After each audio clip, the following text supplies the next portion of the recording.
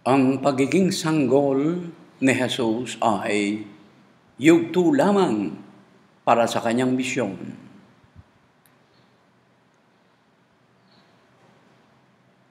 Yugto lamang para sa misyon.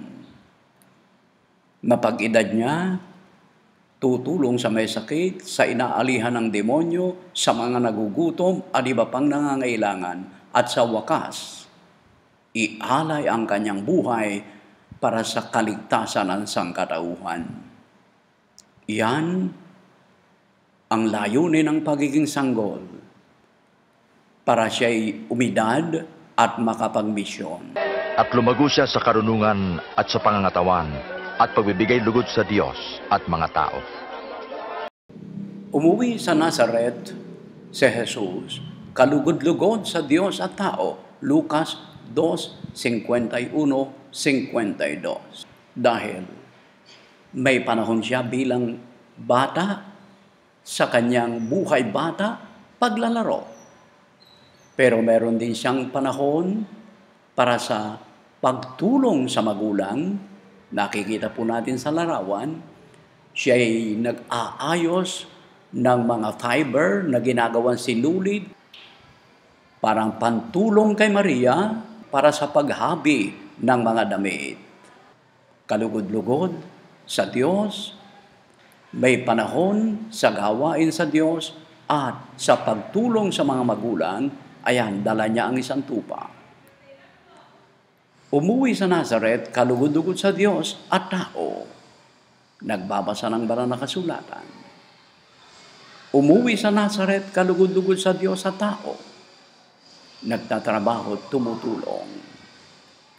Ayan, tumutulong, kalugod-lugod sa Diyos ang pagtulong niya sa magulang, kalugod-lugod sa tao ang pagtulong niya. Lucas 2:51-52. Sa pagtingin sa ganitong Santo Niño, huwag kalimutan ang original na Santo Niño na sa Nazaret. Yan. Muli, huwag kalimutan ang Santo Niño sa Nazaret na kalugod-lugod sa Diyos at tao. Yan. Sa pagtingin natin sa makabagong Santo Niñong katulad nito, huwag nating kalimutan ang Santo Niño sa Nazaret na kalugod-lugod sa Diyos at sa tao. Yan ang Santo Niño sa tunay na buhay, makadiyos at makatao, kalugod-lugod sa Diyos at sa tao. Kaya balikan po natin ang pagiging sanggol ni Jesus ay yugto lamang para sa kanyang misyon.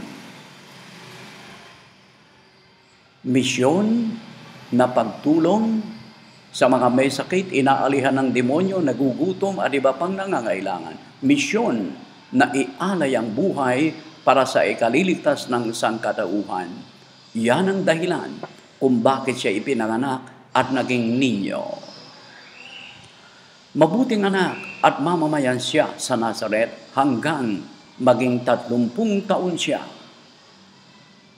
At ng 30 taon na, nagsimula na ng kanyang misyon. Edad 30 hanggang 33, nagmisyon siya. Yan ang layunin ayon sa Mark 10:45. Ako'y naparito upang hindi upang paglingkuran, kundi upang maglingkod at ibigay ang buhay para sa marami. Kaya po muli, ang pagiging sanggol ni Jesus, pagiging Santo Niño, yugto lamang para sa kanyang misyon.